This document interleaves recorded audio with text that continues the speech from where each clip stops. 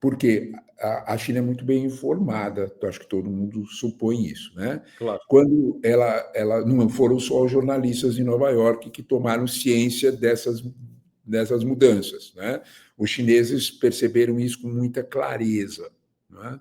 E a partir daí, eles, principalmente pela crise de 2008, eles se desligaram e deixaram de ser aliados dos Estados Unidos para serem competidores, principalmente na guerra tecnológica, principalmente em alta tecnologia.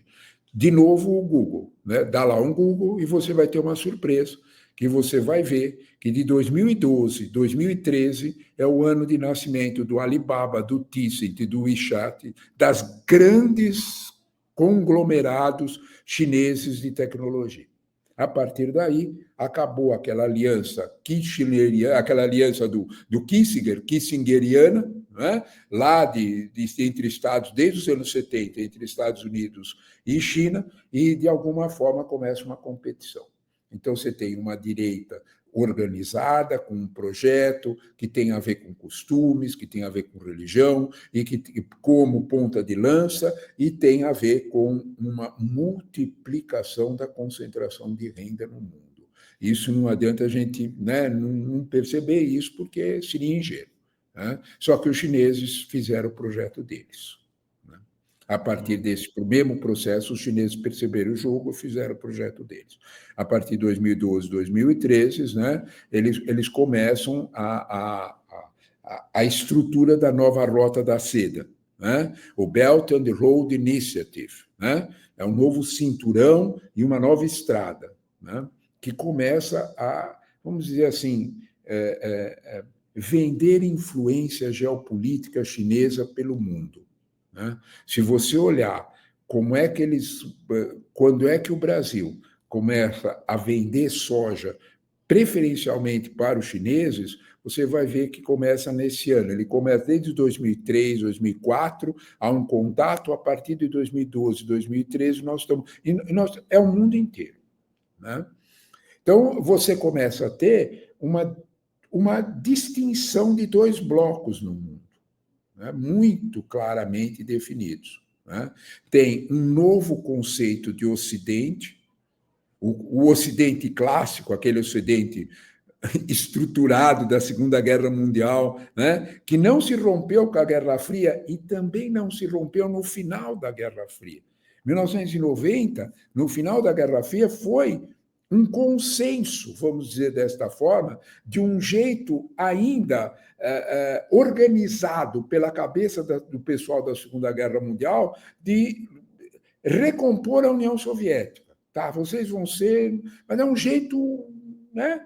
Então, faz acordo, se protege. Né? Quando a gente pensa nisso, a gente precisa entender que os americanos pagaram, durante o governo Yeltsin, né, a proteção dos silos nucleares russos, que eles não queriam que aquilo caísse na mão de qualquer um. Então, era uma coisa estruturada. Né? É isso que entra em jogo, é isso que entra, vamos dizer assim, em mudança. A China não era uma ganhadora da Segunda Guerra Mundial. Né? O elo de poder que a China montava, não era o elo de poder da Segunda Guerra Mundial. Né? E esse elo de poder, de certa forma, avançou. E avançou principalmente tecnologicamente.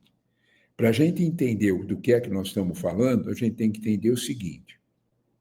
Na Copa do Mundo de 2008, quem foi assistir a Copa do Mundo, a Olimpíada de 2008 em Pequim, tomou um susto, porque era um país em que as pessoas transportavam dinheiro vivo. Quase ninguém tinha cartão de crédito na China. As pessoas que tinham cartão de crédito eram só as do partido, e mesmo maneira todo mundo... Então, as pessoas andavam com um monte de dinheiro na mão. Era completamente diferente do Ocidente. Né? Presta atenção nisso, que isso é um dado interessante para a gente entender. A China dispensou o cartão de crédito. Ela foi direto para o 5G no celular.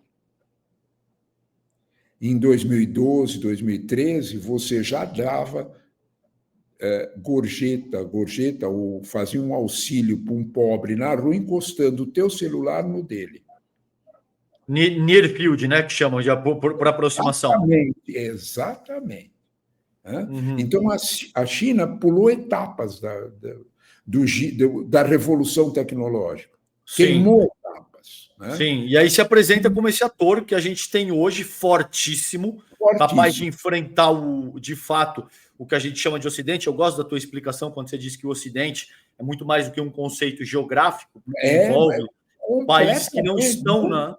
Muito mais. Ele acolhe Austrália, acolhe Nova Zelândia, acolhe Japão, acolhe Coreia, né? Acolhe Suíça. Então, você acolhe Noruega, acolhe Suécia. Suécia está no nariz da União Soviética, está no Báltico.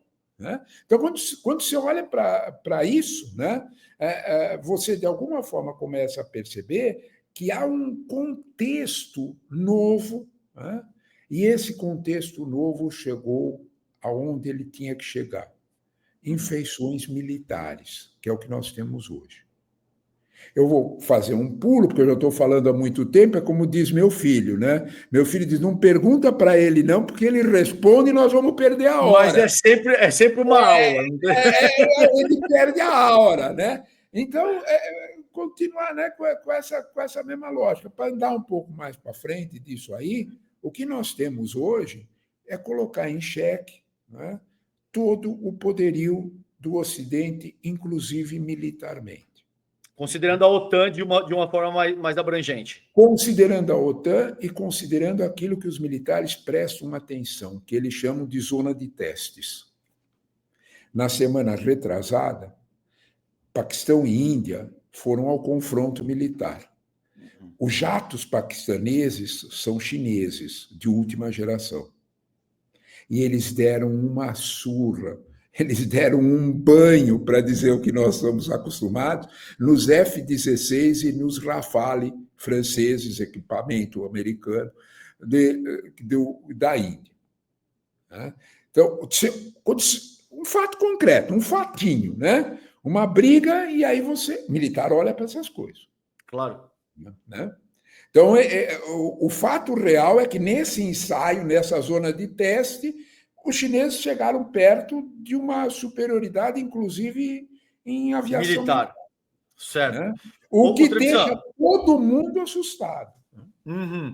E porque, com frequência, esse é um ponto central do debate. Né? As pessoas dizem, não, isso é papo de esquerdista, que a China já seria superior em termos militares, inclusive, caminha para consolidar um PIB maior do que isso. Enfim, caminha para superar os Estados Unidos virtualmente em toda e qualquer dimensão que a gente possa considerar. Agora, a gente conversou no ICL, no N1 ali, que tem um jornalista, pesquisador indiano, o Sanjay Baru, que fala desse conceito de bimultilateralismo. Eu e você conversamos isso no ar, e é disso que a gente está falando aqui, porque essa é a dimensão central de como esse processo de reorganização da governança global está acontecendo nesse momento. Agora, o lado do Ocidente, você colocou aí quem que são os principais atores e a aliança militar, sobretudo na figura da OTAN. Do outro lado, suponhamos que a gente tenha China e Rússia como os principais atores, evidentemente a China com muito mais poder em todos os sentidos. Quem são os outros atores, para que a nossa audiência entenda exatamente do que é que a gente está falando e entre quem está acontecendo essa disputa? Então seria China, Rússia, Irã, quem mais que você coloca? Olha, esse é o ponto central, porque nós falamos sobre 2016, falamos na construção, falamos no desdobramento desse, eu dei um salto para 2025. Né? Nesse interregno, a China construiu um outro poder. Para a gente entender a tua pergunta é básica, Sérgio. César, o que é que, de alguma forma, como é que a China constrói essa Belt and Road Initiative? Você pode olhar para o resultado.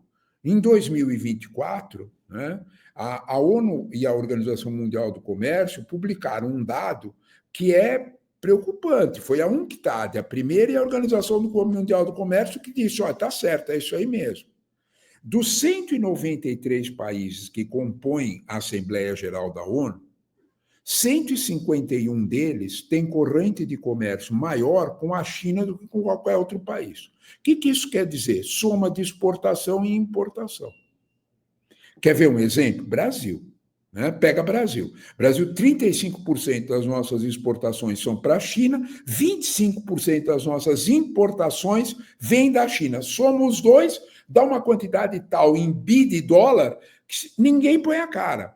Se quiser comparar, lembra o número, 35 importação, 25 exportação. Para os Estados Unidos é 16 e 11, que é o segundo. Então, a China está fazendo negócio e comércio com mais de 150 países dos 190 que existem. Não é só comércio. Sabe aqueles imperialistas clássicos ingleses do século XX? Isso era o sonho deles. E eles sabiam que era irrealizável para eles. A China fez. A China tem um poder de comércio com o mundo e, portanto, um poder de influência no mundo que é algo impressionante. Quando você olha para isso, você vê que a China é um ator que, nas sombras, em silêncio, ela tem um poder geopolítico e geoeconômico que foi construído com nações novas.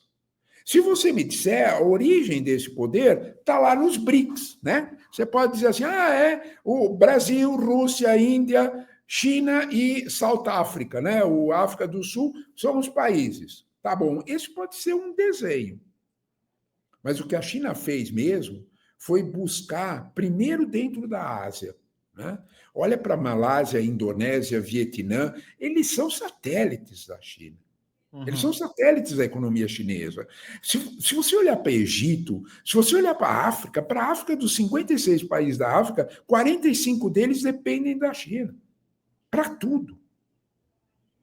Quando você pensa em Irã, né, depois do 7 de outubro, né, você reparou que o Irã ficou contido? O que a gente não vê...